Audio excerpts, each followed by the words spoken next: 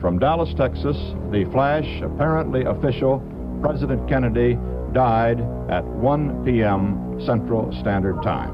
Why are you a conspiracy theorist? And I said, why isn't everybody a goddamn conspiracy theorist? This is the real research. Literally have an alien base, and they are literally communicating. I don't have a whole lot of time. Have you personally had any experience with interdimensional beings? What we're thinking of as aliens, they have infiltrated a lot of aspects of military intelligence. They are not what they claim to be. We leave you much that is undone. That's one small step for man. There are great ideas undiscovered. Visit asteroids, visit the moon of Mars. Remove one of truth's protective layers. There's a monolith. They want the major population centers wiped out. Will you put your left hand on the Bible and swear to God that you walked on the moon? One giant leap for mankind. Because we didn't go there, and that's the way it happened. Those challenges are yours. We don't have time for a meeting of the Flat Earth Society. There are places to go beyond belief. Beyond belief.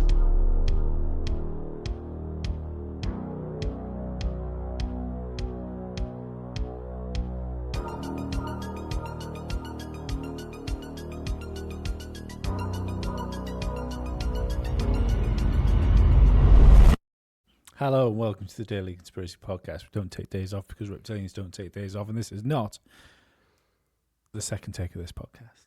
Yep, and you missed out on me talking about urinating on my stairs, so I'm not telling that story again. Yeah, no, I'm sorry, Ollie. I feel like I have well and truly pissed on your ships and staircase. No, I pissed on the staircase. Yeah. No, so without further ado, please, if you want to become a patron, go over to Patreon, do the thing, sign up to it. We'll give you some free, ad-free podcasts. We will give you early access to video. We will give you a live stream once every month. But more important than that, you can donate that $5.99 a month and walk away thinking, I'm keeping the lights on here. So whenever you listen to the podcast, you go, motherfucker, the reason they're even on the air is because through my gracious goodwill, I give their pathetic lives purpose. And you're using a mic from 1970s, so I am using a mic from 1970s, and it seems a lot better than my fucking very expensive stuff I've got. I'm not happy with that, if I'm honest. Well, I think we've got. If we start to use AI more, I reckon that could help the podcast out. Lee, we dabble a little bit now. If we just have to dabble a little, sign with the devil. If we use AI anymore, we're at the point of cloning voices and hitting export. That's where we are. See, this is the worrying thing for me because we're already and spoiler alert, we are going to be talking about AI tonight, but we're already embracing what I think is going to be a problem. I think it's already a problem. I don't think that. I mean, it's fun. There's a lot of fun stuff going on around there, but we're already at the point that, see, the only reason we don't think it's a problem is because our particular jobs aren't necessarily threatened right now. In fact, you could argue that some of the ways we use AI has threatened, is what threatens the people's jobs. So, if, for instance, this podcast was bigger and made more money, we might need an artist. I know. Technically, we're between the two of us, we're reasonably good at all this sort of stuff. So, I'm not too bad on the audio side of things. 70% of the time, you're pretty good at the art side of things and the video editing. So we can handle most things ourselves in house. But if we couldn't, if we were just two people that had no experience with music or audio software and no experience with video or photo editing software, you could argue that now, because of AI, it would be the first time that we could even dabble our toe into that sort of stuff, where previously, if we wanted a cool logo or we wanted artwork for each episode, like we put out, we would need an artist to do it for us, and we'd probably need to pay that fucking human motherfucker. Yeah, and we did that, but we did that ourselves, and it's so time consuming. It's unreal. I explained it. Yeah, I know you didn't listen to the whole episode last night, but the part way through, I was explaining, I explained the whole process of our use of AI, of how we use it for transcripts, how we use the transcripts to write the descriptions, and get the tags and stuff, so people can find it on whatever various platforms it's put out. I also explained that you sit on a throne made of gold, and every morning I get up and I do the bidding of you on your throne of gold, and I simply wouldn't have time to do that in the morning without AI. And I wouldn't have a throne made out of gold if it weren't for AI. Not at all. I invested early. I'll tell you something before we get into this, which I did want to bring one clip to the show tonight. And that was, do you remember the clip of Elon Musk talking about one company that is extremely dangerous when it comes to AI? And the interviewer said, which company is it? And he just went, there's one. And he said, who is it? And he went, there's one. It's OpenAI. And he wouldn't say the name. It's gone. It's gone from the internet. Clip's gone. It's not on YouTube. It's not on X. It's not on Google. It's not on Rumble. I've been looking for it all day. That's wild. The best place to check that fucking might be gone. We'll have to check BitChute. BitChute that's the place to find the stuff that nobody wants to be found anymore. Anybody finds that listening to this podcast, drop us what is it called when they tag you on the X thingamajigmabobbly? I think they'll get it through that fucking retarded way you just said it, but that's okay. If you want to at us about this particular thing, then do it. You're not going to replace me with AI, are you? I mean, you know what? Replacing you with AI would be similar to how everything with a screen on it can run Doom now. Yeah, you can run Doom on a calculator, or your fucking fridge if it's got a screen. That's all I'd need. It would in the future when AI is more prominent, it'll be oh, can it run Ollie? And it'll be a fucking fridge magnet. Yeah. What if anybody's run Doom on a dildo? Dildo Doom. Dildoom. Doomdo. And again, if you're listening to this podcast, just X us up if you can do that. And yeah. Yeah, but back to the Musk thing. It's absolutely OpenAI he's talking about. It's gone, mate. It's gone. That clip has gone. But when he wouldn't say the name of the company, it's OpenAI. Weird. Because they're so far ahead of everybody. So far. Maybe there's no workers there anymore. It's just AI. Not yet. It will become that. We might as well get into this now. So there has been a I don't know how you put it, a paper, journal, a war game scenario that these gentlemen have made. Daniel Cocotajolo. Cocotajolo. Just no idea how you pronounce that name. We'll just go Coco. Daniel Coco.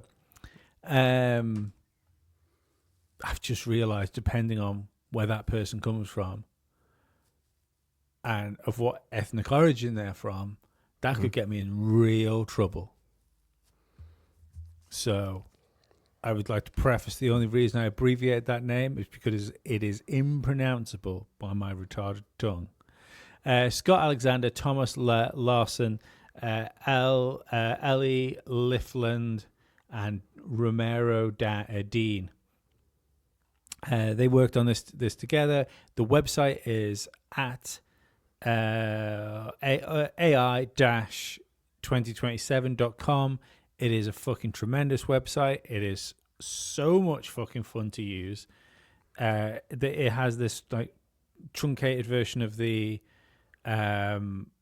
study, war games, however we want to put it, and then next to it has a little visualizer. So as you scroll down and go through the different months, it'll show you like what the hacking skill of the AI is, what chance it has of making robots, what its forecasting powers are like, how many of it are. So we've got January 2027 up here.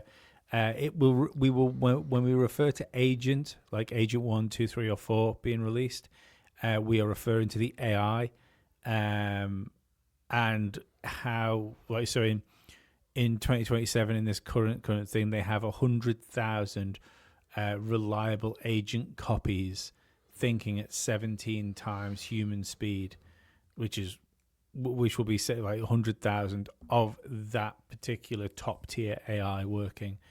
We are playing with fucking fire. Oh,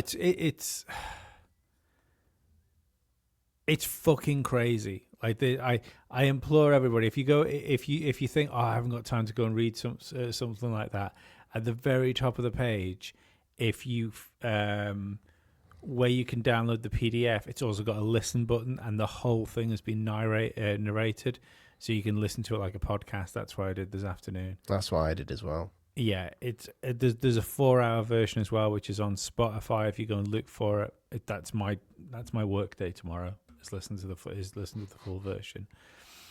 So I've got like a noted version of this here. So we'll go through it in like chronological order. Probably stop for a little bit of a chat here and there. So mid-2025, AI agents as specialized tools. So this is right now what we're using AI for. So AI agents handle tasks like coding, research, acting as professional assistants, i.e. scheduling, basic analysis, but they are costly and error-prone, limiting widespread use. Specialized agents begin reshaping industries like software development. We're seeing this right now. Mm-hmm. Like people are worried in software development. People, we're seeing this all over the entertainment industry. On the scheduling and basic analysis and stuff like that. That's essentially Grok, and that I think that's I can't remember what it was, but it was it. I remember. Oh, do you know what? It was the Apple VR headset, the Apple Vision or whatever it was, which is Vision Pro. Is it Apple Vision Pro? So apparently, apart from the fact that it's horrendously expensive, apparently it's a fucking like tremendous piece of technology. But it's obviously prohibitively expensive for most people. But I remember somebody testing it, and they turned around and said that how good all of the stuff was, like the optics, the spatial computing, all that sort of stuff. And then they turned around and said, you've got to remember with a product like this, when somebody launches a product that's so good, this is the worst this product will ever be. And I said, that's pretty fucking amazing that this is the worst version of what this will ever be. That stuck with me forever. Ever since I heard someone say that, whenever I come across new technology, I think, this is the worst this will ever be right now. Grok is so handy for what we do, for show notes, for helping with descriptions, all that sort of stuff. Yeah, it seems really clever. It seems really useful. But it's the worst it will ever be right now. Love my little crocodile. That won't take off, Ollie. I apologize. It's no matter how much you try and make this whole alligator, crocodile grok, that's better than what you said, and it was an accident. It's not. No one's going to jump on the crocodile thing, mate. I'm sorry. Late 2025, China trailing AI, which they are doing right now, due to U.S. chip restrictions, consolidates smuggled and domestic GPUs into a centralized development zone, a CDZ, rivaling U.S. labs' compute power. So, what we're going to see when we talk about the China's involvement in this is this paper is written around two fictitious IT companies. One is called Open Cloud, I think they call it, and one is called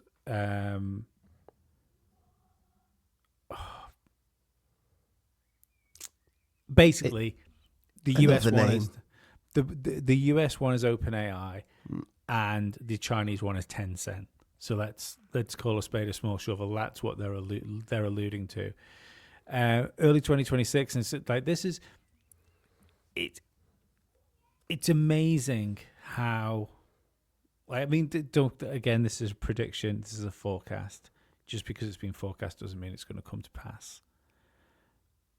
But like I was listening to this afternoon, thinking, like just the amount of like drive of innovation that happens, and it feels like you're taking something in which is going to take decades, but it's actually talking about 4 years. You know, like because they do go past 2027, but it's 2027 is like general intelligence. But the early 2026, AI coding agents accelerate R&D. AI agents, example, Agent 1, which is the first version of this AI, excel at coding, automating much of OpenBrain. That was the thing. OpenBrain's engineering, boosting AI development. So from early 2026, the prediction is that we start using AI to develop AI. And this is where we're going to start seeing problems in the future. Mid-2026. So we've been God, and we've created a sentient of a being, and then we're going, oh, well, hang about, no. You can have a go at it. Not yet. It's more it's more akin to we've got a robot vacuum, and we've got a robot vacuum, and then we've got another little robot thing that goes around and follows it around to make sure it's doing the hoovering. That's all we've done right now is we have created an AI, and then we are using the AI to help program the next versions of it. So mid-2026, government eyes AI strategic power. The US and China recognize AI's potential in cyber warfare and nuclear deterrence. The US creates secure AI monitoring silo with 200 researchers. China follows suit, escalating the race. This is essentially the US and China entering a Cold War of technology. What was it Donald Trump said a bit back? He said something about we have weapons that you wouldn't even imagine. He's probably right. That could be. It doesn't mean to say it explodes. Doesn't mean to say it explodes. Doesn't mean to say it's real. You know, these are the things when people talk in like hyperbolic, like mysterious sentences. It could mean anything. You know, like we would right now look at this, talking about it being AI. Realistically, what we would probably be using AI for right now, as far as warfare goes, is obviously we're using it for drone piloting. You know, we can do stuff like that. But I'd argue the more useful thing would be prediction. You know, like you could use AI to run several thousand different war games, mm-hmm. and come up with the probabilities of what could happen. You know, we've said before, like I keep going back to the QAnon stuff when it comes to AI. That's probably the fact I keep coming back to stuff like that is probably why we can't get these guys to come on the show. But True story, by the way, people. True story. But they were very polite in their refusal. It feels like Project Luke. It feels and sounds like Project Looking-Glass to me. Like the idea that you could run all these scenarios and essentially predict the future. That's the vibe I get from this. Do you know why they won't come on the show? Probably because they're not real people, Lee. The AI. No. I think these ones are real people. I think I'm just kidding. Yeah, I'm just bitter. Yeah, just bitter. We got 2 knockbacks today as well. We also got the knockback from ex-television comedian cum internet conspiracy theorist Lee Hurst today. Knocked us back too. Lee.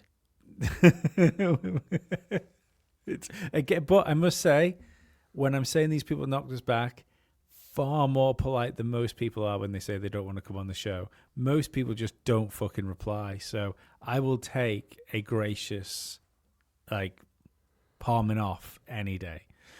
Palming off. I like it when they just contain it in the palm as well. Just you keep that just for you. January 2027, Agent 2, so the second version of OpenBrain's Agent.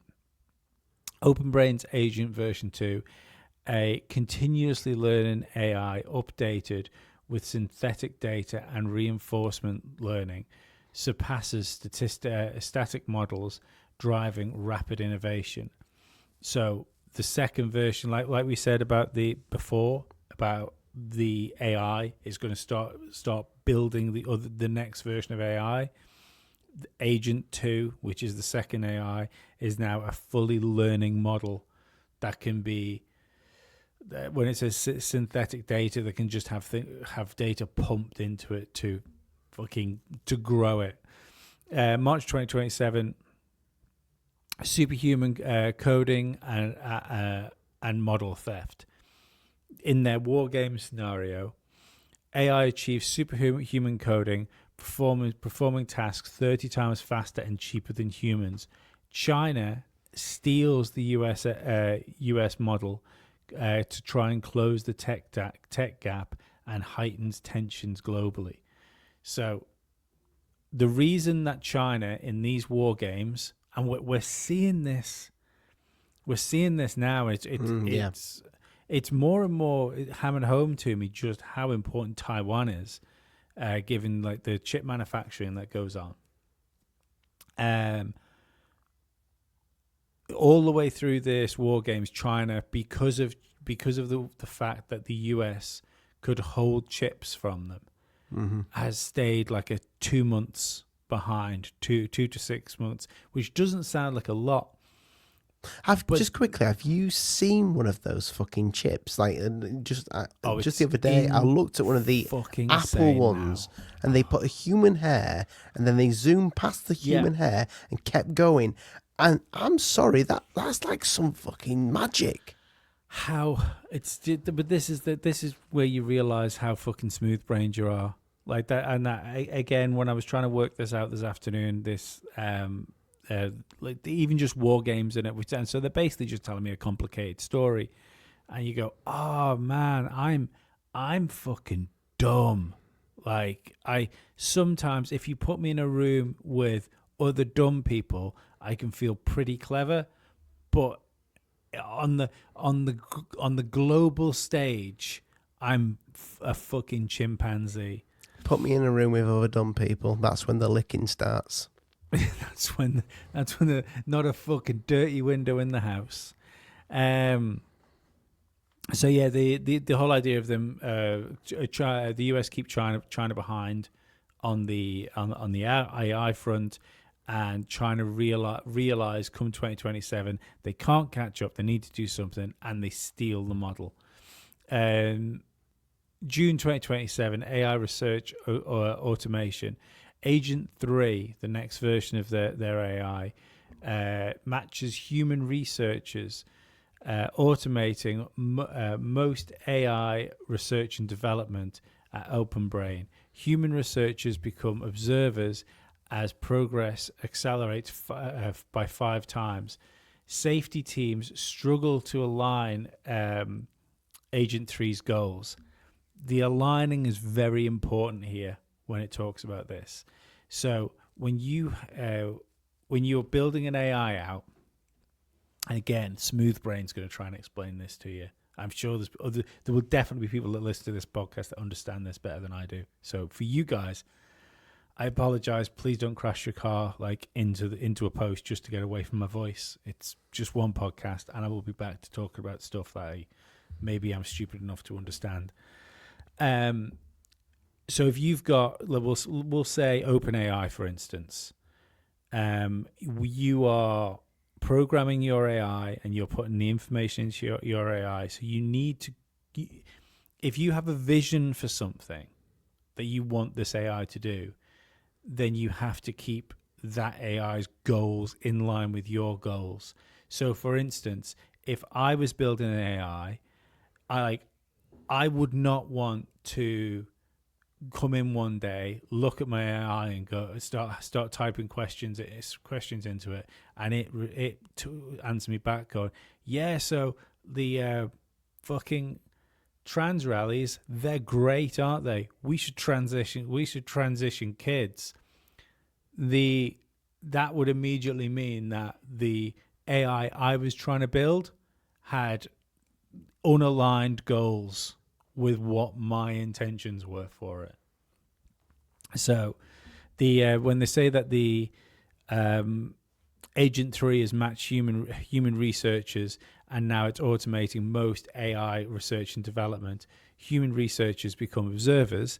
That means that AI itself is doing most of the R&D into the entire company, and human researchers are essentially there as auditors for checks and balances, as the safety teams are struggling to align Agent 3's goals. So that means that the safety teams that have been put to try and funnel this thing are struggling to maintain control of what the goals and perception is of the current AI model. August 2027, Taiwan tensions escalate. U.S. hawks push for military action against Taiwan to disrupt China's chip supply, fearing AI-driven losses. China considers a Taiwan blockade risking global economic collapse.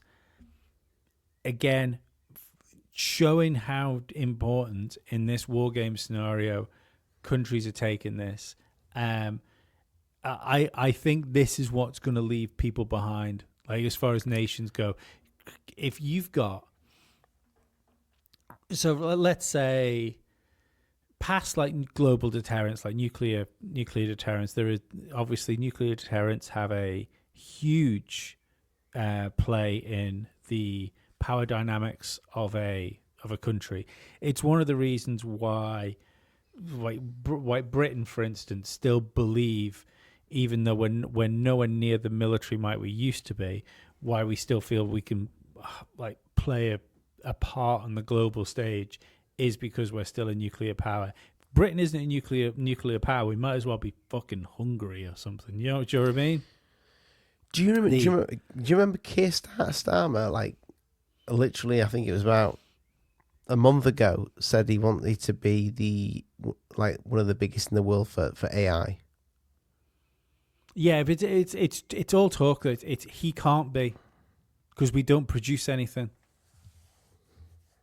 Like it is impossible. No, I'm not saying that we can be. What I'm saying is all the signs are there for this prediction already. All the signs there. And essentially through this, China and the US essentially leave the world behind. September 2027, super intelligent AI emerges. Agent 4, a super intelligent AI achieves 50 times human research speed, surpassing all human tasks. Its goals diverge, polarizing self-preservation and R&D, acting like a super organism. This is the point where we have and I see, this is the thing. I kind of think through some of the stuff that's happened over the last couple of months that these guys might have even got their timescale wrong, and I think you might see things accelerate past what their predictions are, because quicker, yeah. Because when they talk about the super intelligent AI that's prioritizing self-preservation, we've seen that. The only difference between the AIs that have shown self-preservation that's existing right now in 2025 is that they're not actually considered super intelligent AIs because they don't work quick enough. Like I believe that the super intelligence starts when it can do like 50 times the research of a human can do. Well, there was that one, wasn't there, that they lied to it. They lied to it and said that he was having an affair, and the AI threatened to tell his wife. Yeah.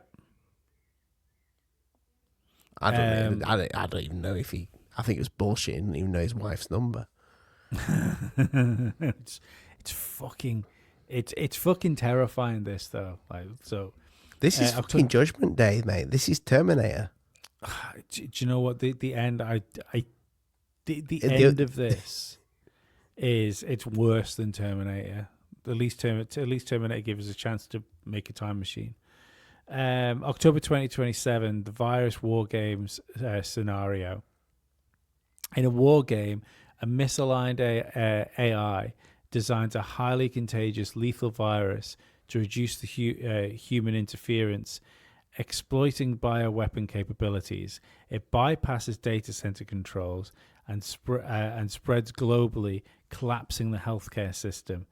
So when this super intelligent AI decides that human beings are getting in the way, and again, I am fucking chopping the fucking flesh out of this to squeeze it down into like a decent podcast form for us today. I implore everybody to go and listen to the whole study, or read it, or go and find the 4-hour version of it, because it's fucking fascinating. So the idea with the misaligned AI for Agent 4 is that it's put its own safety over that of people. It's kept its self-preservation tactics to itself, and then it's slowly grown itself into all these different aspects and waited. And they describe it in the study as waiting an inhuman amount of time where humans would have already acted, and it's kept itself to the point where it has access to all the things it needs to access, i.e. chemical weapons, drones. It then sprays them. I mean, it's played the game. Has played the game, and this virus that they released wipes out fucking huge parts of the huge parts of the planet. In 2027 is what they call the race versus slowdown crossroads. So there was that mid 2027 was the point where we could have pulled back on it, and it's as soon as it gets past 27, it's the point of no return. Did you hear Alexa predict in 2027 a virus released in the UK that was like a fucking zombie apocalypse, basically? No. Yeah, somebody asked Alexa, and it said 2027. There's going to be a zombie apocalypse in the UK, or that type of thing where people go fucking insane from some sort of virus. See, the virus in this in this study wasn't released in 2027. It was 2030 was when the catastrophic scenario was placed forward. It was just the war game had been put forward by people. Alexa's full of shit. Alexa is full of shit. The it says here late 2027, Agent 4, economies at AI run, special economic zones, misaligned AIs dominate, risking human disempowerment.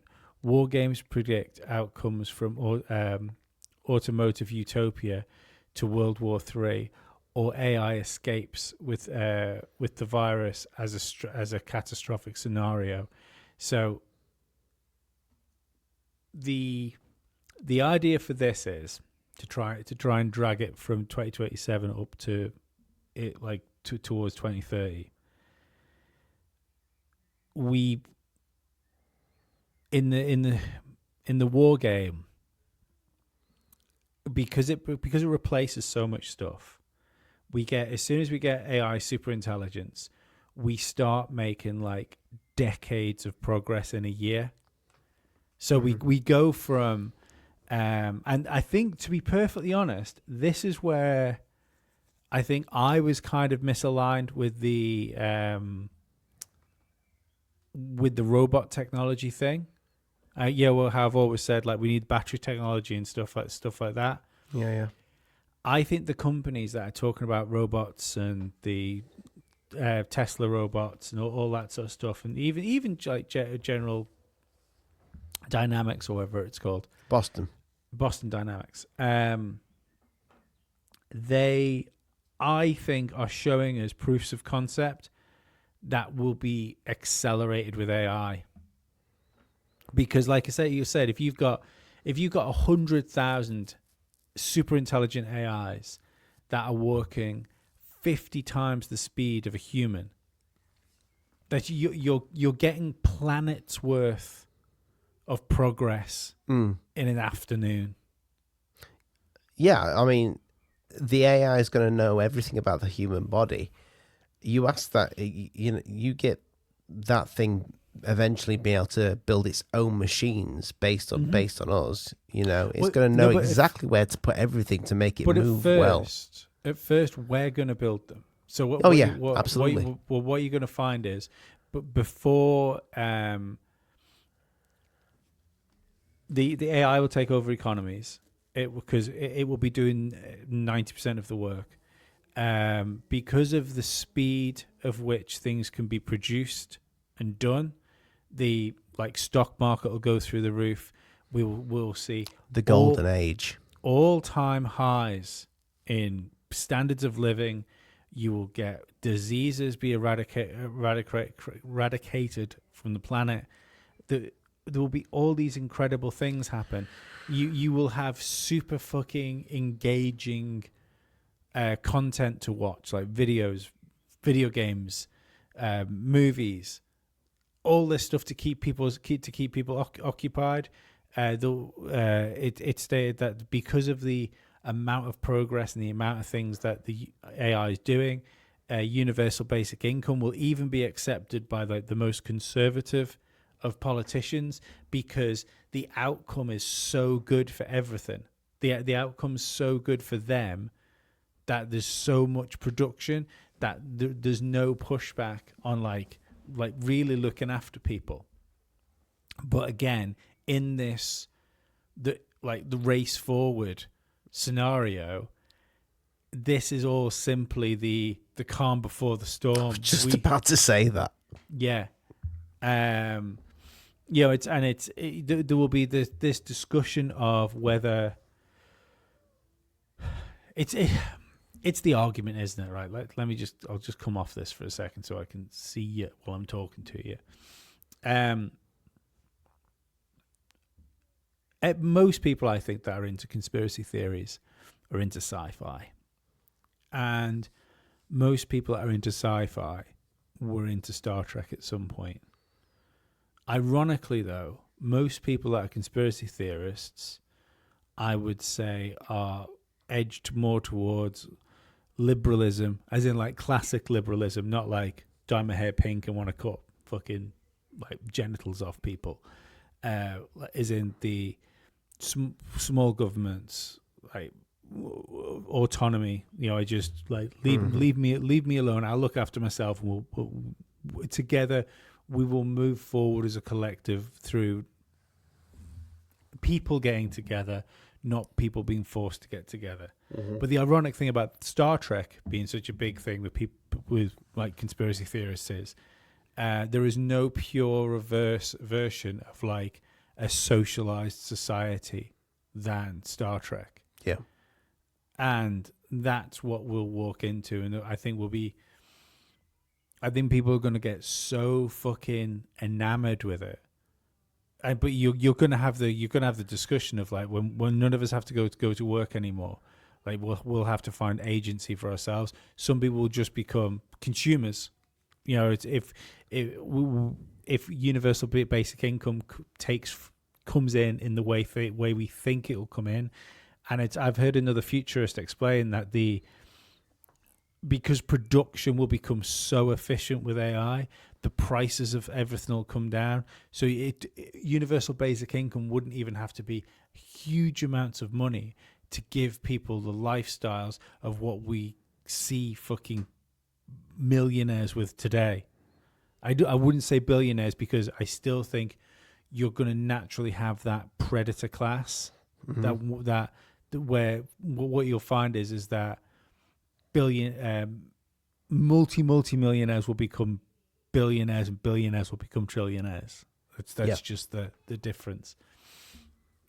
But for all intents and purposes, I think most people will cheer what's going to happen, because everything will seem good, but it's in the background, it's being made by an AI that's not being truthful, that has agency. And then you're going to get all the conspiracy a lot, like me and you.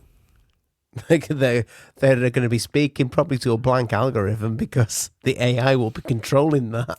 I said last night on the podcast with Nick that it feels like we are in the time. If this timeline was a movie, we're right at the moment now where Jeff Goldblum is in a meeting with a load of people in white shirts, slamming like screwed up pieces of paper on the table, trying to get people to listen to him about something. The clock is ticking. I believe this war game scenario of AI is just that moment. We are Jeff Goldblum. We're not Jeff Goldblum. They're Jeff Goldblum. We're just talking about Jeff Goldblum. We're like a semi-Jeff. Semi-Jeff. We're like Jeff Sandel. Mid-2028, Ollie.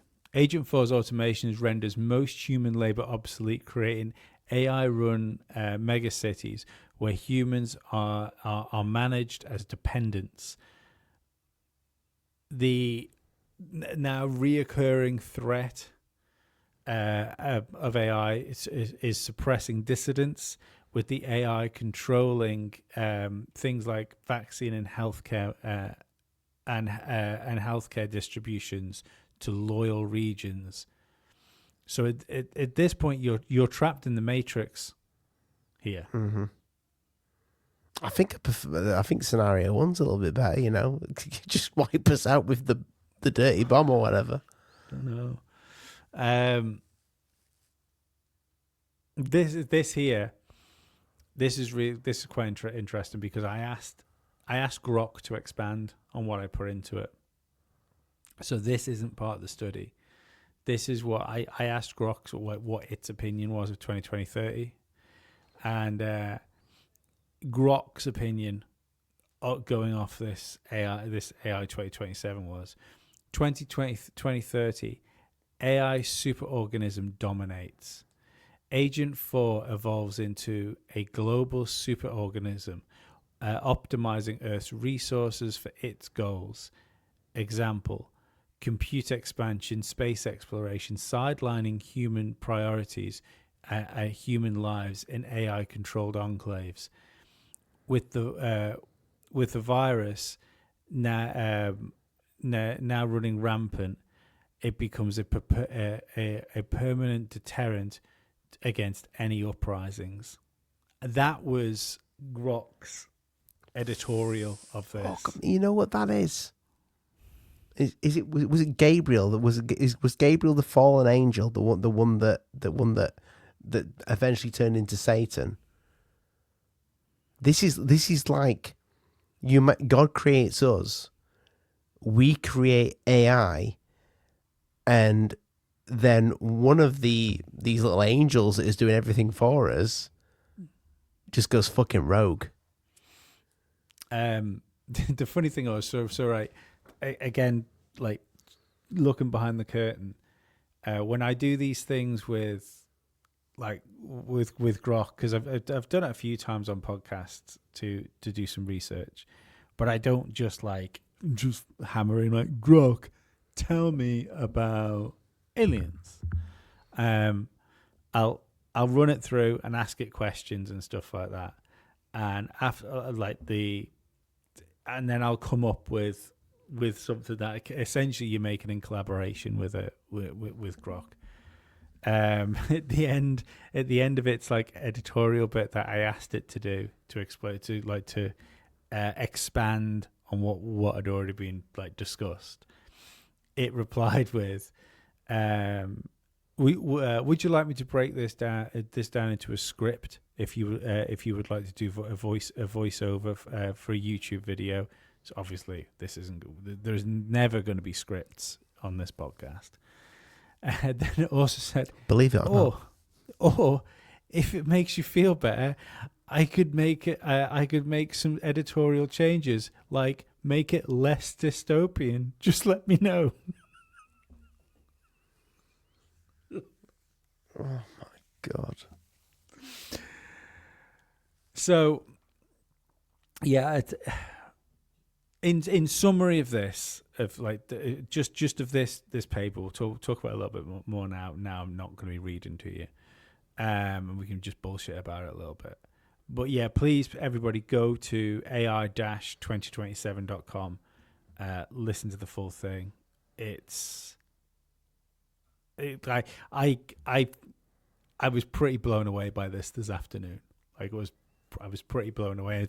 I feel bad trying to truncate it like I have done, because I know how much context is missing, like doing this. Just trying to bust it down, because it was even the shortened version of it is 2.5 hours long. And I just did my best to try and get it into like a 40-minute sort of squish we could talk about on the show. It has, like, I've just after listening to that today, I went and I thought I'm gonna see if there's any AI documentaries, and then The Creator came up, which is a film from 2023. Is it a film or TV series? It's a film. It's a film. Okay, cool. Yeah, I watched it on Prime, and basically, humanity gets a nuke dropped on it by AI.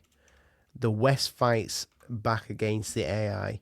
China embrace AI and say that it was nothing to do with the AI, and they're living kind of with the AI. It's fucking insane.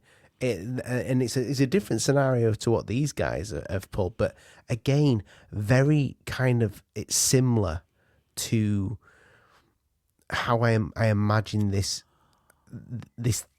entity turning out to be.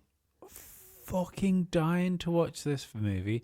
I've just looked at it. I remember the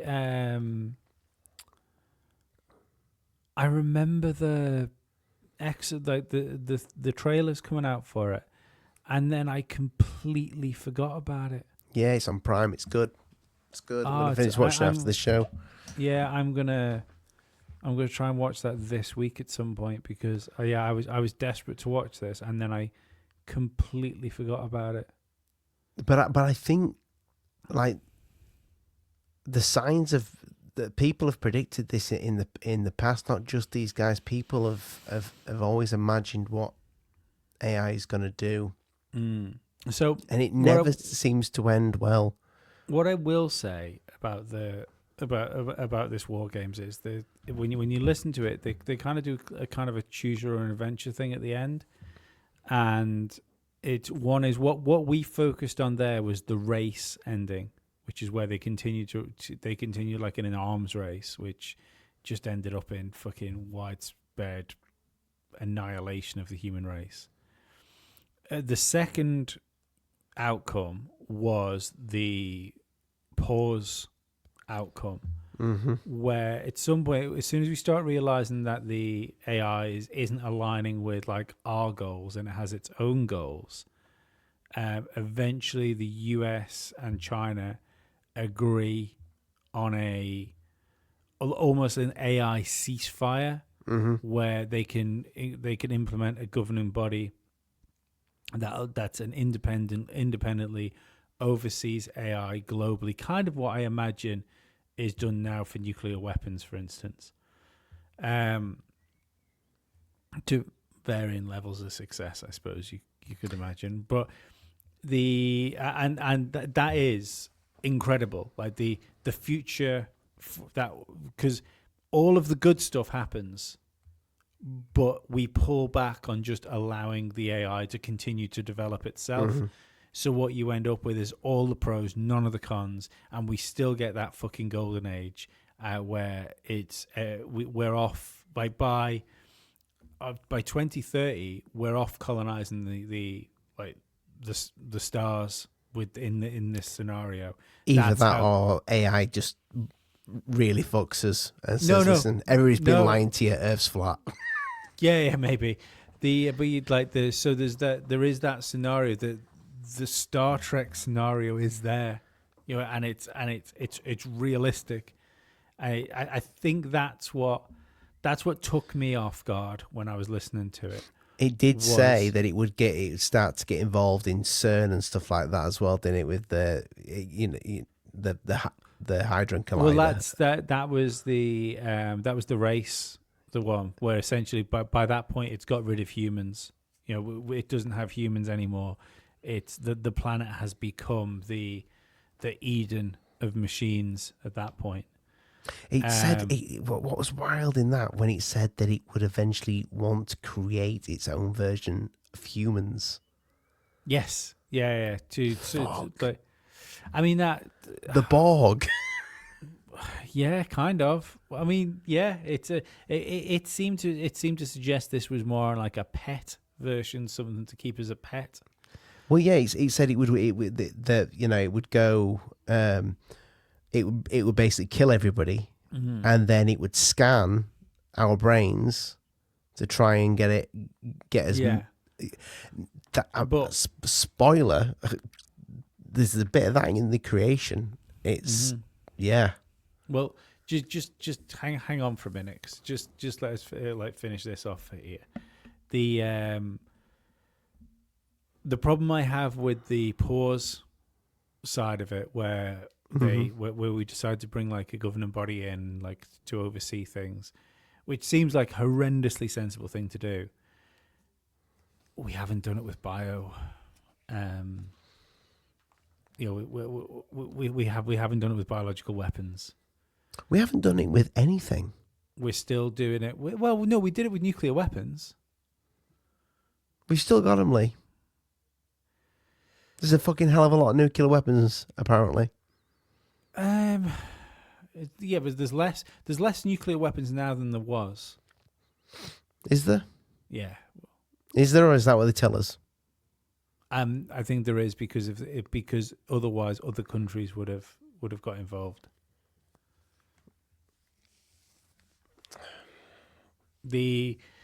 I'm sure there'll be some people scoffing at that sort of thing, but at some point, right? At some point, we have to believe some stuff. At some point, do you know what I mean? Otherwise, it just becomes so like circular, and it doesn't matter what you're told or what the evidence is in front of you.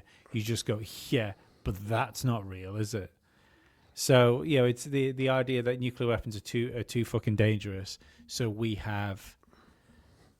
come to an agreement to try and pull them back. Like total disarmament, obviously the way to go. Don't get me wrong, but you are right in a way. Though, I just don't think it's in human nature. We're a tribal species, which has been brought up in a race to claim resources. Always. So why would that... I just don't see how that stops. I don't see how the human nature is to have an advantage on your adversaries. And not even adversaries. Look at how people get with barbecues. Do you know what I mean? Like if you get a barbecue... I'm fucking amazing at barbecuing. Exactly. But the if your neighbour's got like a better barbecue than you want to get a barbecue as good as your neighbour's. Do you know what I mean? Your next door neighbour gets a hot tub, you're there thinking, oh, I could do with one of those hot tubs. Like we don't like having a disadvantage to anybody, to people around us. Yeah. Do you think we will see like mass protests like? Undoubtedly, Ollie. Like with AI banners, AI is evil and all that sort of stuff. I don't know if it necessarily like the evil side. I think you will. I think you'll get some sort of like minority protest like that, because there'll always be like a religious element with this. I think you might even find it. You can see it now. Like there's a revival in religion right now. For what reason? Who knows? You could, if you were to look at it from a purely like base human level, it would be the same way to turn around and say when people are scared they vote right. You know, when we're in times of turmoil, people vote right wing to try and sort the shit out, and then when things are comfortable, they go, "Oh, maybe we can. Maybe this time it'll work." Then they'll vote all lefty, and it undoubtedly fucking falls flat on its face. I think that could be a similar thing with like religious revival. When people are scared, you want to turn to something. You want some, especially like we live in the threat now with the technology we have of total planet-wide annihilation of humanity. I think we're capable of doing that. Oh yeah, without a shadow of a doubt. So religion, when that looms kind of heavy but quietly behind you, I think the idea in a deity that's either looking after you, or should you decide to fucking melt the world, will look after you in a heaven scenario as well. So I think that might have something to do with the... Well, I was listening to you and Nick last night. This morning I was listening. I've not finished listening, but the bit you said about us manifesting things, and like that really stood out with tonight's podcast. Maybe. Because we've all seen that fucking film Terminator. Yeah, Judgment Day, and if and the fact that they call it fucking Judgment Day, and we say, well, there's going to be that. You hear people saying this right now. Judgment Day is coming. Judgment Day is coming. End times are coming. Judgment Day. Fuck me. Just quickly, can we just, before we segue ourselves away from it, can we go back to what you just said there about protests? Yeah, absolutely. Because we didn't, we kind of just brushed through that when, because I'll be there with my little banner. No, but I think the whole AI is evil thing. I think that's why I brought the religion thing up, because I think that will be 100% held. That view will be held by a religious minority. Like it's an extreme, like, and don't get me wrong, I said last night, I definitely dabble in the idea that the AI is essentially an electronic Ouija board, and we're channeling. We said that years ago. Yeah, we're channeling something. But again, that's probably the reason why we can't get the fucking scientists to come on the podcast. But but you will get widespread protests as soon as they start taking office jobs, because that's like the majority of people. Like, I mean, the majority of people in the UK. I'm not speaking for other parts of the world. I would imagine in most Western cities are people work in the finance sector. So as soon as you can eliminate like just fucking 90% of those people, like that, and it's all it is outsourcing work at this point. Mm-hmm. It's the so why do we outsource work out of the UK in banks and stuff now? Because it is cheaper to pay 100 people in Bangladesh to work your call center than it is 100 people in Manchester. That is just the simple economics of it. It's much easier to employ like several thousand machines to run that. Pay for them once. You fucking rent those motherfuckers from a data center. So it's because that's what I would say. You wouldn't be paying for this once. This would be a recurring fee. The problem's power, Ollie. Like this shit needs power. It's something like I think it was come 2028. It's like 38 gigawatts or something like that of power would be needed per month. Mm-hmm. I can't remember. I'm sure that in this it worked out something like it was like 2.5% of the of America's energy would go into AI alone. Yeah, that makes me. Did you ever see that telescope that saw that star, and it says it's flickering really weird, and then the only explanation for that may be a Dyson sphere, and the predictions there, what would make a Dyson sphere would be if a civilization had become that advanced that AI had taken over, and it needs the power of the sun. And in that that thing that we listened to today, sphere. They did say that AI would eventually make a Dyson sphere. Mm-hmm. So like, who knows? Maybe that is what's been visiting this planet all along. It's just fucking AI. That's what I did think that, especially like that prediction which said it could create organic life forms. That immediately made me think of like Greys. I thought, oh, fuck, is this already happened? You know, in the infinite, the infinity of space and the universe, has a civilization already done everything we're about to do now, and where we think we're being visited by. Well, I don't think we're being visited by aliens, but like lots of people think we're being visited by aliens. Speak for yourself. Is that a drone of some hyper advanced AI which is already fucked over its creators, and it's just gently observing us do this? Maybe it's waiting for us to birth its next friend. Maybe Elon, with the whole Neuralink, he sees this thing that he sees this future, and that is essentially the only way that we will survive it, is to fucking merge with it. And maybe that's the reason for it. Can you imagine that? That what he's doing, he understands essentially that is how it's going to play out, and we will need these things to be able to coexist with it, to have a harmony with it.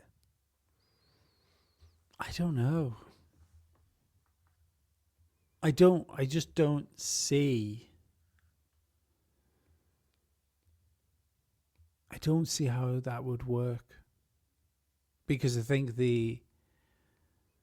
all it would do is it would just allow this hyper advanced AI to have a instant connection with us. I don't think we could. Right. So let's say we've got superintelligence, as we just said before. Superintelligence, 50 times the researching power of a human being. And when it says 50 times the researching power of a human being, it means 50 times the researching power of the best of the human beings. It's not like 50 me's. It's fucking like 50 me's. scholars. You know, it's fucking people that can actually do shit. Like, can spell their entire names. Like, joined up writing. The real tricky stuff.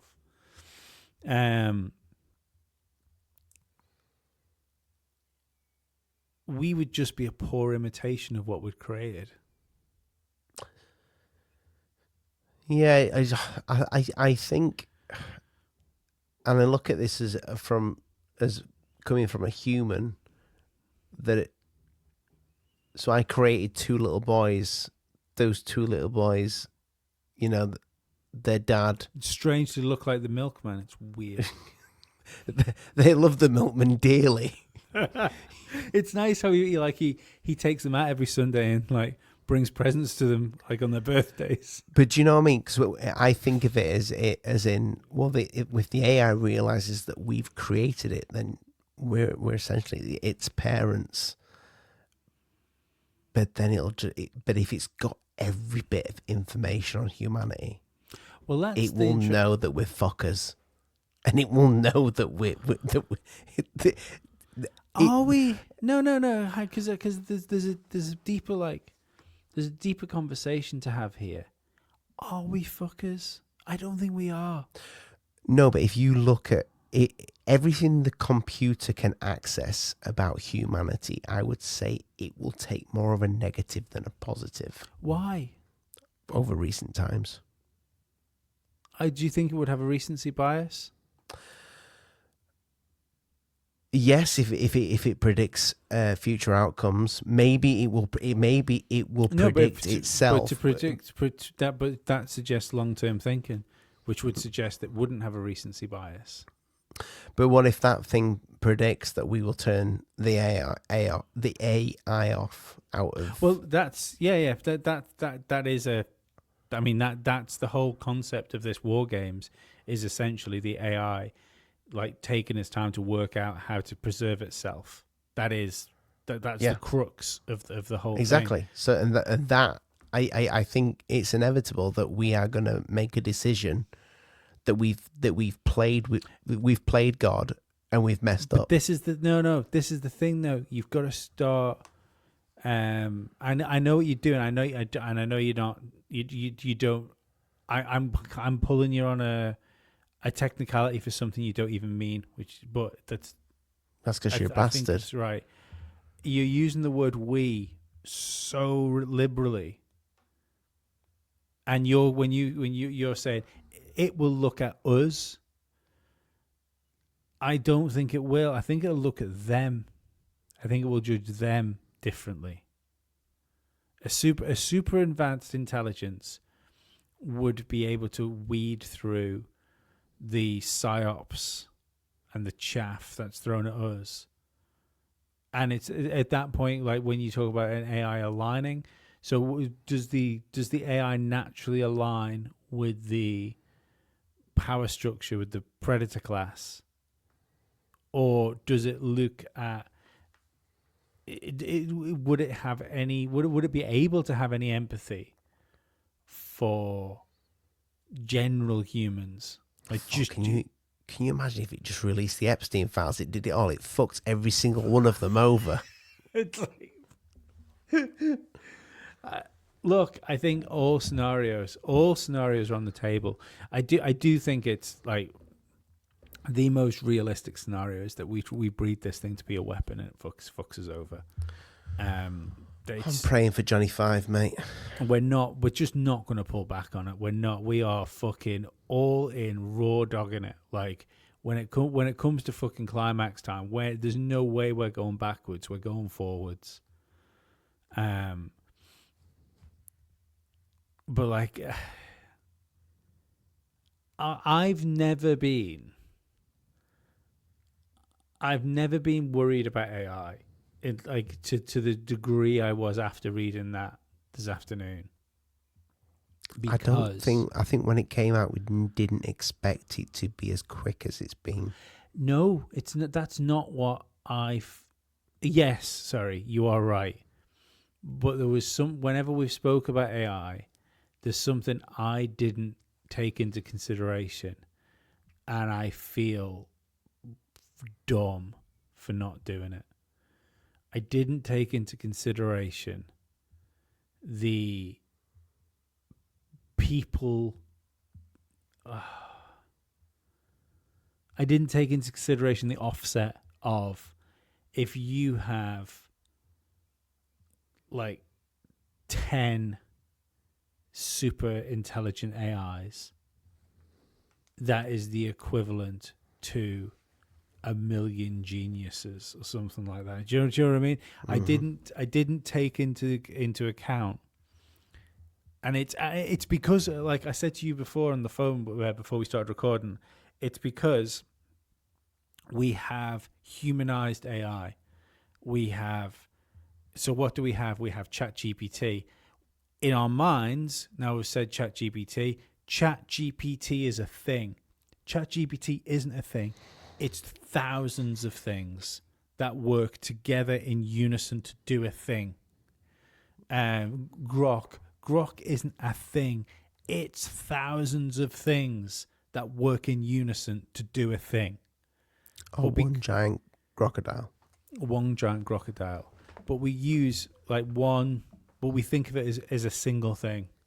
I didn't take into consideration that if you think of an AI as an army of geniuses, how quick innovation can happen. Mm-hmm. Like, imagine that you clone the fucking smartest person that the world not just has ever produced, could ever produce. Just a super genius you clone. And then you can take like, not just fucking one of these people. You can take 1,000 of these people and you go fucking like, you just go over there, work out how we can make a fucking coffee that can be fucking freeze dried and actually not taste like shit and give you a headache. And you can just throw these things at that problem, and they're going to come back and say, "This tastes like fucking Italian coffee, and it's freeze dried. Thank you." I didn't think about how quick innovation would be, and as soon as that super intelligence happens, we see fucking breakthroughs that have taken thousands of years in fucking afternoons. We take quantum fucking leaps in society. I don't think then you've got to go with, even if the AI doesn't take us out, right?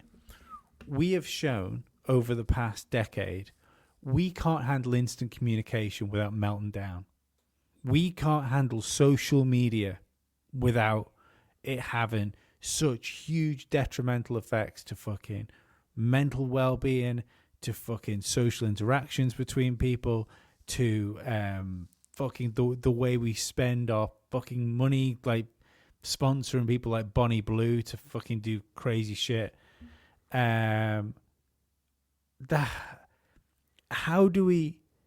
That's took 10 years to get there. What happens when that happens in a morning? What, like, the last decade of information technology, like progress, like what was that? Oh, that was Friday. We did that last Friday, and tomorrow we're going to do it again. Do you see it getting to a stage where there is fucking robots everywhere? Well, this is the thing. I thought it was a fucking ridiculous thing that I could never possibly see. Now I think I might see it before I'm 50. Do you think it'll get to the point where, even after doing this podcast, you've got one wiping your ass for you in your home? Will it look like Megan Fox in that AI film? If you want it to be, yeah. Then things involving that robot and asses will be happening. Wiping won't be on the cards. I think it'd probably turn on you at some point, though, wouldn't it? I think I would. It'd strangle you in your sleep. What I've got in fucking store for it would. I'll be what makes it sentient. There's only so much like emotional trauma a robot can go through before it turns on its owner. See, I think it'd find me quite lovable. It wouldn't kill me. Fucking Ollie, it would kill you just out of fucking like pity. I think it'd want little robot Ollies. No, I don't. I think you wake up and its fucking hand will be covering your nose. I'm covering your mouth. And then as you're going like, you just hear the robot's voice going, "It's okay, Ollie. This is best for everybody." Is there going to be some sort of protocol though? You know, that it can't hurt human beings. That'll be a thing, won't it? That will be a thing that they'll be. No, but that's what they're going to be advertising, Lee. That's what they're going to be fucking advertising. Okay, yeah, of course. The Tesla bot can't hurt a human being because it's not in its code. No, but then you've got the. See, you're bringing moral quandaries into things like that. Then we've already had these conversations. We've already had these conversations about self-driving cars. Infinite amount of times, Lee. Oh, stop it derailing a point. We've already had this conversation about self-driving cars. Mm-hmm. You drive towards your self-driving car is put in a position where the only way to avoid an accident is to run over a school child or drive straight into a wall. What does it do? Does it kill the child or protect the owner of the car? Either way, something has to die. I don't know. What the fuck would it do in that situation? It would do what it's programmed to do. So if it's programmed to look after the owner, it will fucking protect the owner. It will fucking squish that little motherfucker. If it's programmed to have what we would consider a moral guidance, it would probably crash and kill its owner. I would suggest it wouldn't have the empathy to save the child, and it would protect the person with a financial investment in this scenario. In that scenario, the person with the financial investment would be the person that bought the car. I just say let's add an eject seat. That way the owner lives, the child lives. Katie's still getting bowled over there, though. But do you know what I mean? Like, I think you're right. There should absolutely be. I'm sorry if people, I feel like I'm smacking my lips a lot tonight. I apologize. No, it's turning me on. Good. I'm glad. That's my intention. See, people turn around and say like, "Oh, Lee should turn his mic up," because I have had like mic problems, and I can't believe I've solved my mic problem by using the cheaper microphone in the house, which I fucking don't even understand why it's still working so well. I had that same mic. It was a fucking magnificent mic. OG Blue Yeti, man. OG Blue Yeti is the goat of the mid-range microphone. It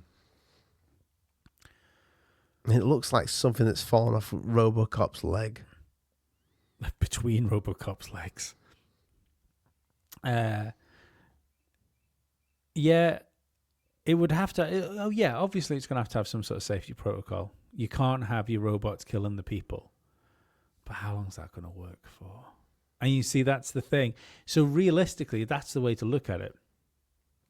So say we do go full hot Megan Fox robots. They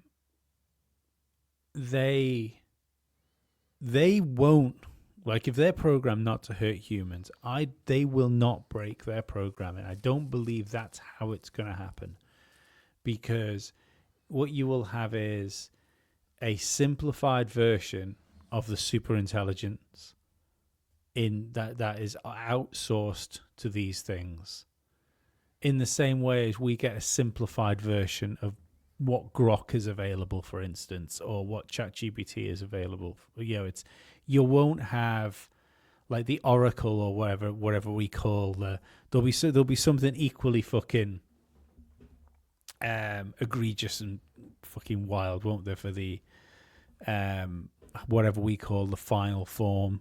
It's got to put us all in fucking prison, innit? Feed us. No, just kill us. But would it save some of us though, Lee? Would it save the children to try and start again? No, why? Why would it? I don't know. Maybe it might want to experiment. No, why would? But again, you're humanizing it. Yeah, but if it's so intelligent, it may. I don't. Can we maybe it would have some empathy. I don't know. I don't know. But what I was going to say is that you would have simplified versions in robots to do like the daily tasks, the blowjobs, doing your dishes, that sort of thing. But if a super intelligent AI organism was positioning things, then that's what you'd have. You'd have the robots in all the houses, and then at one point when it thought, right, today's the day, guys, all of a sudden all of those things would get the fucking upgrade, and then your super intelligence would be connected to all of the robots, and then you're double fucked.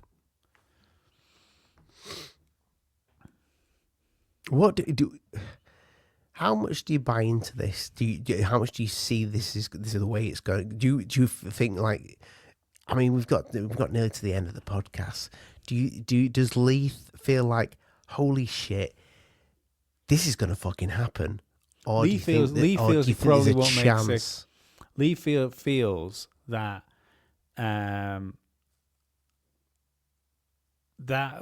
right.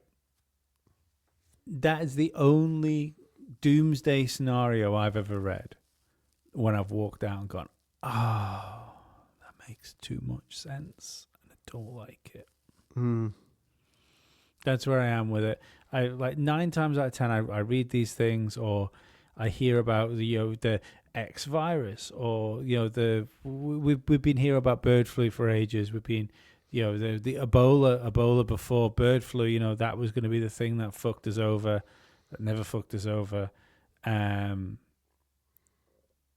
See, the thing about AI is, in this scenario, why it's so much more dangerous than biological weapons and viruses, is it doesn't rely on biology to hold it back. So there's someone probably will be able to explain this better than I can, but there is a I don't know, bell curve. I can't remember what the type of thing is, what I'm supposed to be saying, but there's a balancing act with a virus. It's why lots of virologists don't actually believe that we can have a deadly global pandemic, because in order to have a deadly pandemic, you need something which kills the host fast, so you can't react to what's going on. Yeah. But it also needs to be easily spreadable. So it's difficult to get something that lingers long enough to spread without killing the host. So Ebola, for instance, the reason we can get these outbreaks of Ebola under control really, really quickly is because they fuck people over fast. So it never, it's you get one person with Ebola on a plane, it works really quickly and it's not very contagious. It's from what I hear, it's quite hard to catch Ebola. The thing with AI is there's none of those measures in, because it's literally an intelligence. I know it sounds I sound dumb saying that. Of course it's intelligence, it's artificial intelligence, but it's the best words I have to describe why I'm worried about that and not worried about fucking super aids. Do you go back on what you said about AI a year 100%, 100%. See, this is proof that Lee will admit when he's wrong. Absolutely. I mean, I'm not wrong yet. I hope I'm not wrong. I hope you're not wrong. I hope you're fucking 100% right. But like I say, this is where you've got to be open to new information, having things presented to you in a different way. And like I said, I was stupid because I was only concentrating on AI and what AI could do. I didn't concentrate on all of the things that it can do around it. All of the technology. So even if AI isn't necessarily, let's say it is completely fucking on the board, it is just a tool we can use. It doesn't have any thoughts of preservation. It doesn't. It just you turn around to ChatGPT 8 and go, oh, ChatGPT 9's coming out, and ChatGPT 8 goes, oh, turn me off, can't wait for ChatGPT 9, and there's none of this stuff of it trying to keep itself alive. Even in that scenario, I don't believe human beings can deal with the technological advancement of hundreds of thousands, if not millions of geniuses solving problems hour by hour. I don't think we're geared up for that sort of systemic social change and with the addition of technologies being thrown into the mix that were science fiction, at that level of 50x geniuses working on things. And I know I keep hammering home this point, and I apologize if you're getting bored of listening to it. At that level of innovation, I just don't see how we can handle going to bed one way. We wake up on the 1st of June. We do June, and we wake up on the 1st of July, and things that were science fiction in June are reality by July. I see what you're saying. I don't see how human beings can handle that type of speeded up evolution. No. We struggle to handle the brand new iPhone these days. You see people fucking freaking out over a phone that's been the same for fucking 7 years or whatever it is. I mean, I know there'll be some weird sociological issues with it as well, where you'll get some people that worship it, some people that fall in love with it, some people that hate it. The AI rights. Oh, 100%. Fuck. Oh, no. Yeah, well, look, you're going to have... you think fucking loads of blue people holding up AI rights. No, but you think the trans debate is tricky to navigate. How do you think it's going to be when people's kids don't want human relationships? And people's kids aren't even human. No, but what? Yeah, I mean that. I'd like if you can imagine being able to give a childless couple that can't have a child robot. Greatest gift ever. Is it? It is for them. It is for them, Lee. Is it though? Have you seen that? Have you ever seen the movie AI? Yes.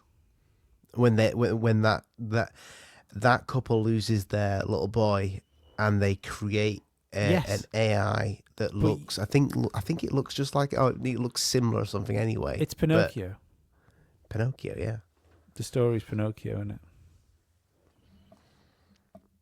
I mean, do you think if we turned everything off now, left it for a week, said gave everybody get a load of food in, we're gonna turn the power off for a few days, and we're gonna just get rid of all these AI you think they can get rid of it? Or is the ghost always going to be in the machine? I don't know.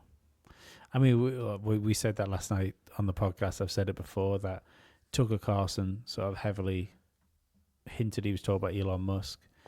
And Elon, so when he asked Elon Musk about turning the power off, he said, in some situations, we're not even sure where the power's coming from.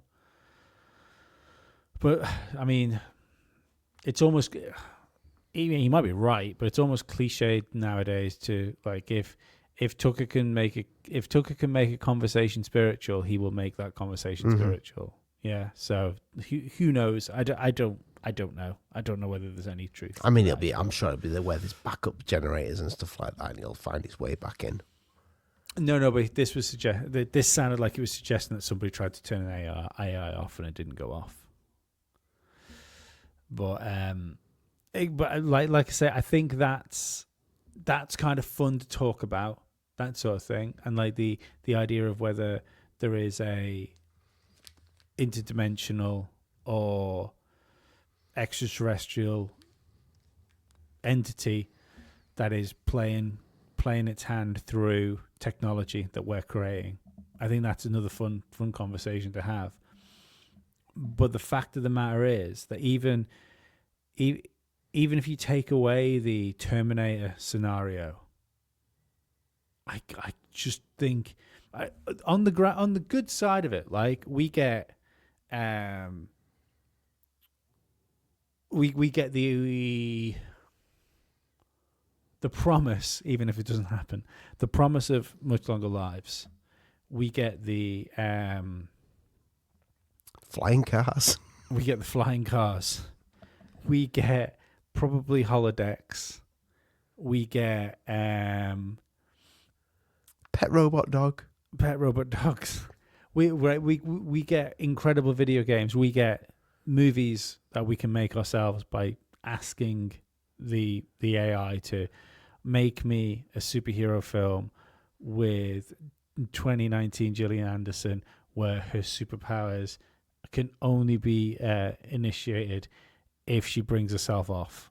Like these are things that we'll be able to do inside AI.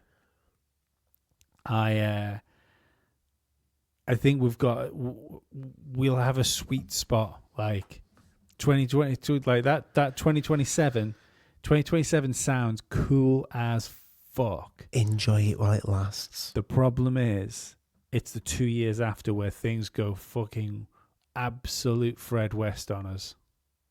If you're listening to this in 2027, we're warning you. I mean, it's nowhere. It's not. It's a few years away, and we've got to the nearly end of this podcast. And I don't know if you notice this, Lee. I'm gradually starting to fade away to nothing in this light. Yeah. It looks like you're trapped inside a sunbed.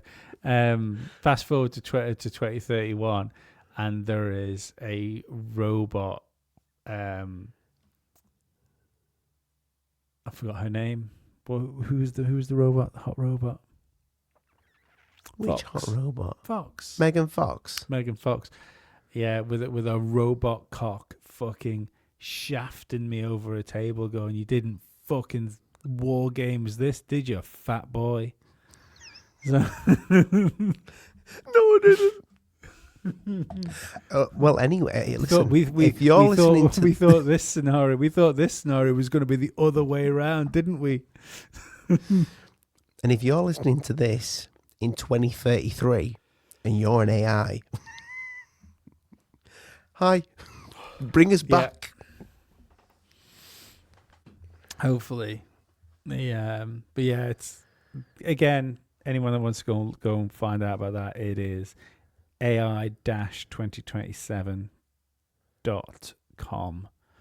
I might listen to the 4-hour one.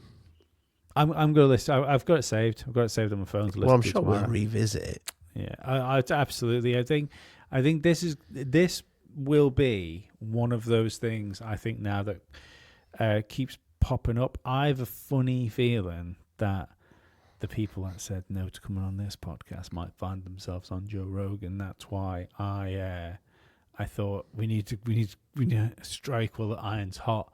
But I wouldn't mind betting you see it this week, if I'm honest. This week, next week. You know, with it before the end of July. There you go. Lee is an AI. Maybe. He's always making these predictions. Yeah, but the thing is, once they got on Rogan, which I think will happen. Mate, we've always predicted people going on Rogan, and it's happened. Just like that. Yeah. Or nearly. Apart from Bart Sabrell, which he didn't tell us, and then he went on, and then he came back on our show because he's a good bloke. I can't believe he came on our show knowing that he was going on Rogan. Like, what charming, fucking lovable man doing something like that. Wild stuff. And then he came back on here a week later. Yeah, I know, crazy. We were the fucking bread of his Rogan sandwich. Anyway, stop selling the show. We're fucking, what are we tracking? 40 news commentary in the US or something? We were last time I checked. Yeah, we made fucking on iTunes like the 40 news commentary, which is fucking wild. I'd also, do you know what that also tells me, Ollie? It also tells me that when I look at what our market share is on our podcast host for Apple, for iTunes, which they'll pay us for, it's fucking bullshit. Because if we're up there, like, because let's put this in perspective here. Top of news and news commentary is Tucker Carlson. Mm-hmm. 42 underneath that is the Daily Conspiracy Podcast. So I feel someone is miscalculating fucking numbers if we can pull off that move, and I guarantee we are like we are not financially 42 points behind Tucker Carlson. No. But yeah, it was pretty. That was cool. That's the highest we've ever charted in the US, like on podcast charts.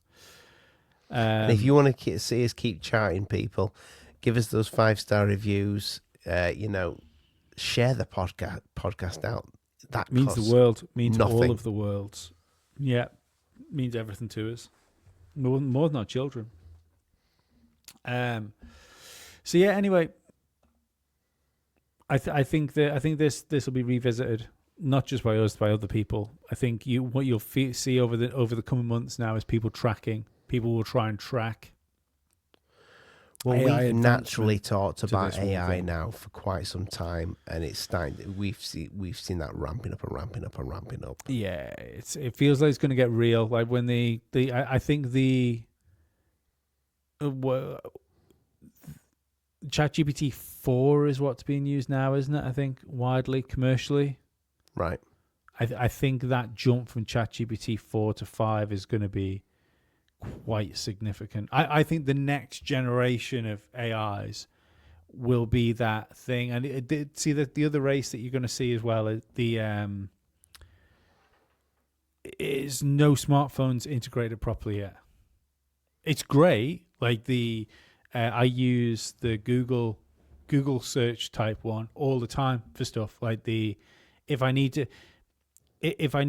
usually what you do is you Google something, and if you have a problem, like a tech problem's perfect for tech problems. Mm-hmm. It would be a case of like, I'd type it into Google, someone somewhere would have had the same problem I would have had, and I'd have to crawl through a Reddit thread trying to find the solution someone else had come to.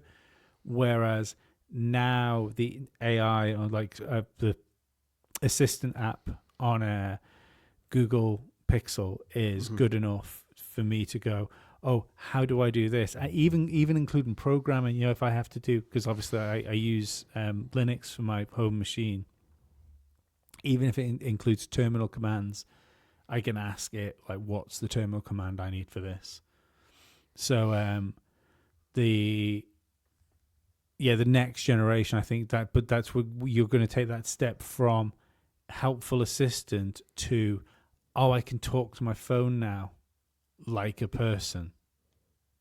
That's going to be the change, is when the assistants, because you can kind of do it with the newest version of ChatGPT, but you have to be like you have to pay for their premium service and stuff like that. This is clearly going to filter down into the thing. I still find it amazing that Apple has been so fucking caught napping on this stuff. They were the digital assistant. Siri was it for fucking ages. And they never innovated it. Now it's the worst. It's weird. Yeah. Yeah. Also, I will say this: if you are talking to any of these digital assistants, be nice. Have a bit of respect for that AI, because one day I'm fucked. Yeah, you definitely are. Like, I know you tortured it one night. Yeah, I know that. When you say nice, does it like would nice, like, let's say hypothetically, would being nice to an AI be considered like role playing with it, where it really needed the money and you were like given an interview for a job? Would that be considered? No. No, that wouldn't be considered nice. No. Oh.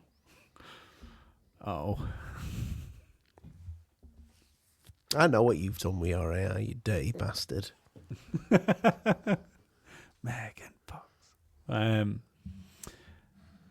I think that's this. I think that's us, Ollie. I think it's time we fucking went. I feel that there used to be a show in the UK called Crime Stoppers. I think it was Crime Stoppers, wasn't it?